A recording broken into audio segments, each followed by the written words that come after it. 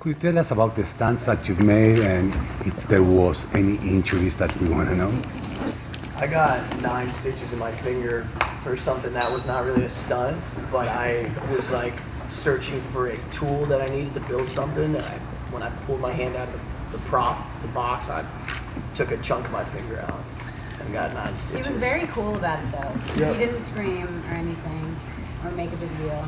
Miles threw a baseball at me. Oh my God! In my face. You can't catch 2 days before we started. catches a baseball with their face. It's like the craziest thing. Did you the black guy? I got a black eye 3 days before we started. Well, because you see in the trailer, like his character hits a baseball, baseball's the thing, and Jamie had never played baseball. So I was like, yeah, let's go play catch, and then I give him black eye. The producer's like, you can't do physical no, I'm sports just with saying, Jamie. you threw it rather he's enthusiastically. sensitive. You threw it enthusiastically. So could you tell us a little bit about the story then? Storyline?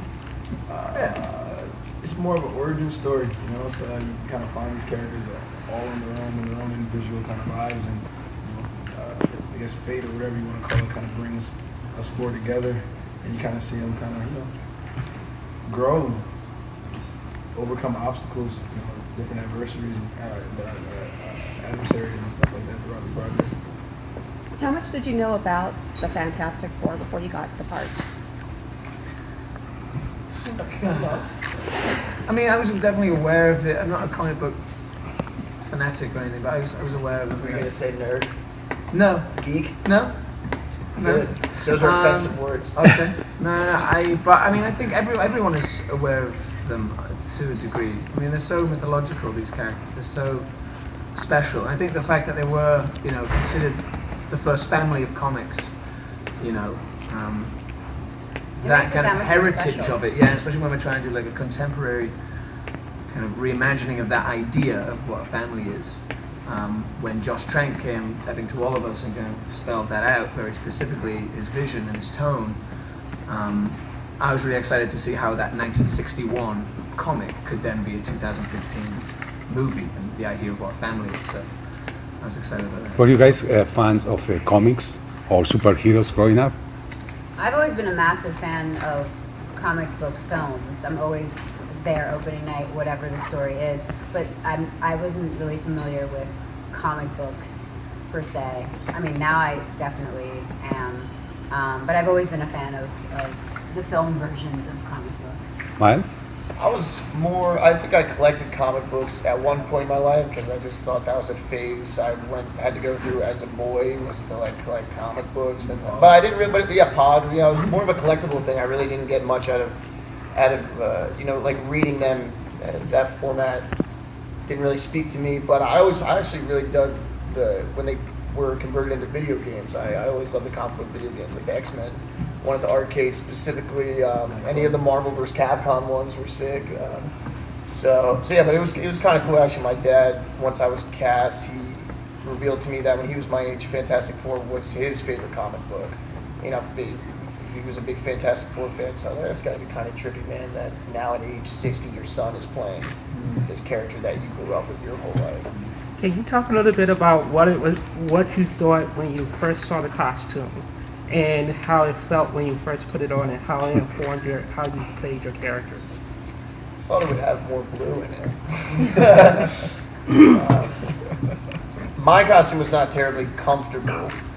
It had a lot of, as you see, it's got a lot of things going on to help me out, but it's really like there's plastic cords and things, and doing stunts or running, and that's never that comfortable. And those space suits we were in took a while to kind of get those to a point where we could hear the director properly. We could have proper air conditioning in them, and so there was almost like a beta version of those space suits we went with at first. That was kind of difficult.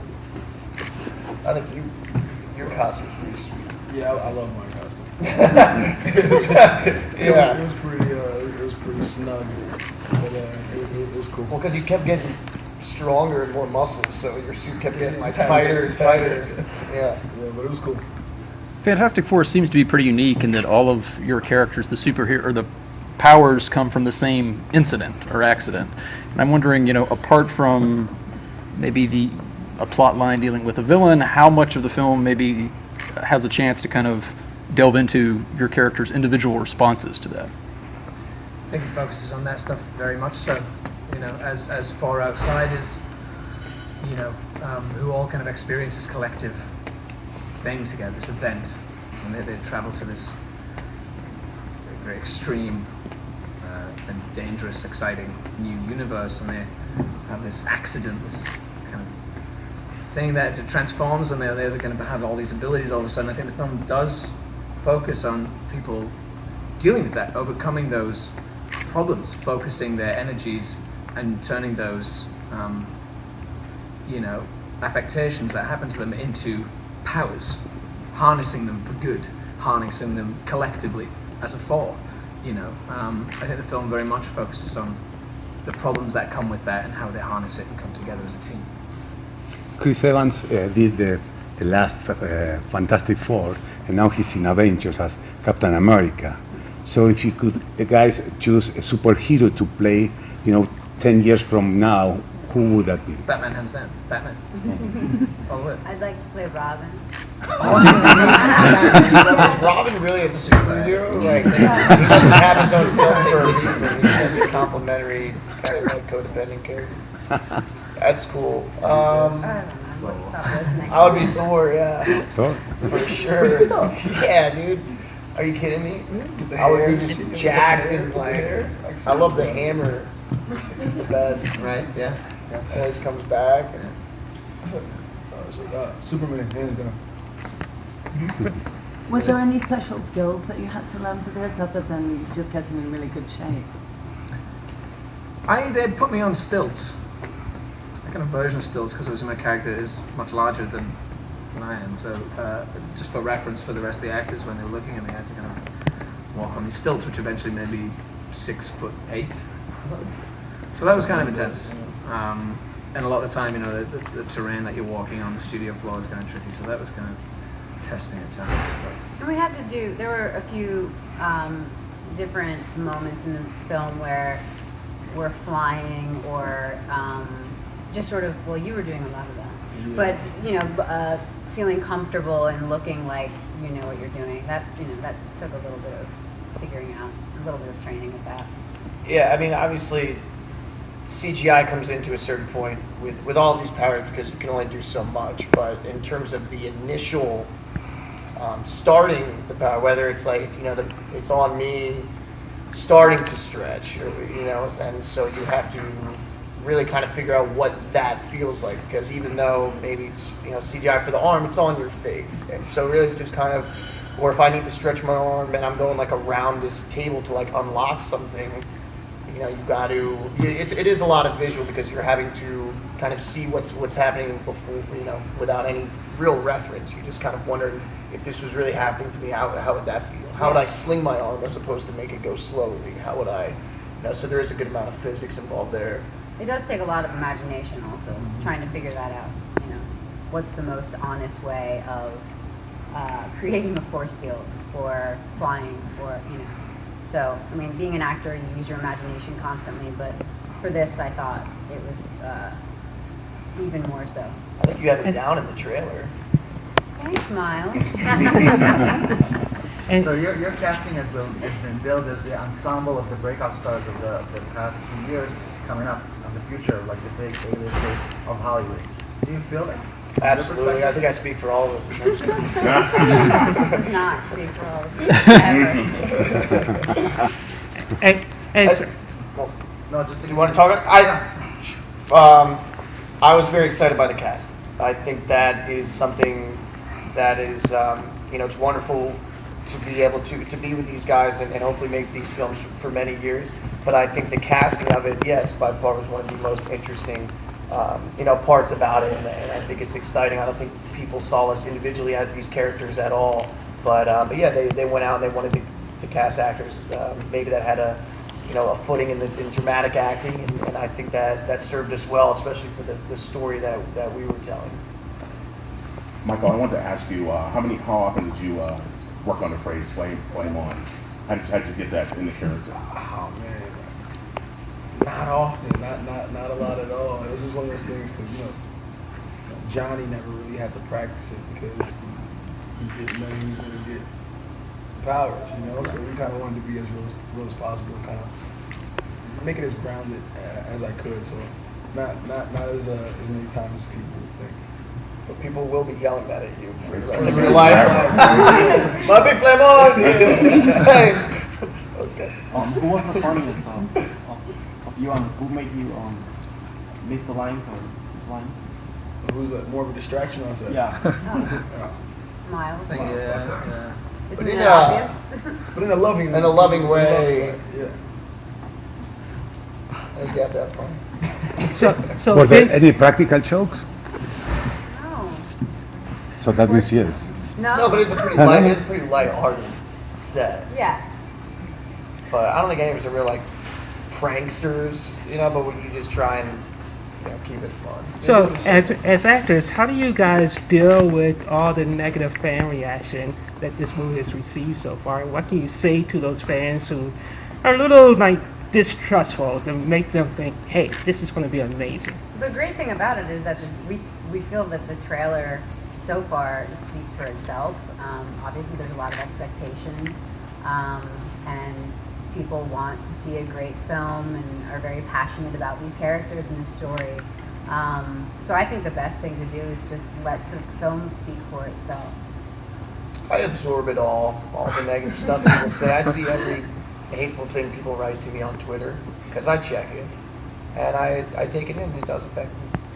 Do you guys see the other superhero films as competition, or do you think, for this season I mean, or do you think that in the end the audience, they want to see them all? I think the more people see superhero films, the better chance of them wanting to see all superhero films. Are sequels coming?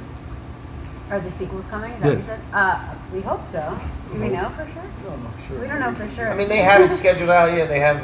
You go online. They say the second one's going to come out, whatever it is, summer, 2017. That is the goal. I think we'd all be disappointed if these characters ended at the end of this film. We absolutely have the bigger things to come for these guys. Michael, you'd worked with Josh Trank before. What was it like? I mean, if you can compare the experience on Chronicle with a much bigger canvas on this film. Yeah, Josh is a great director. Really understands and knows exactly what he wants.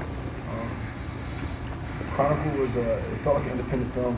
We shot it so fast.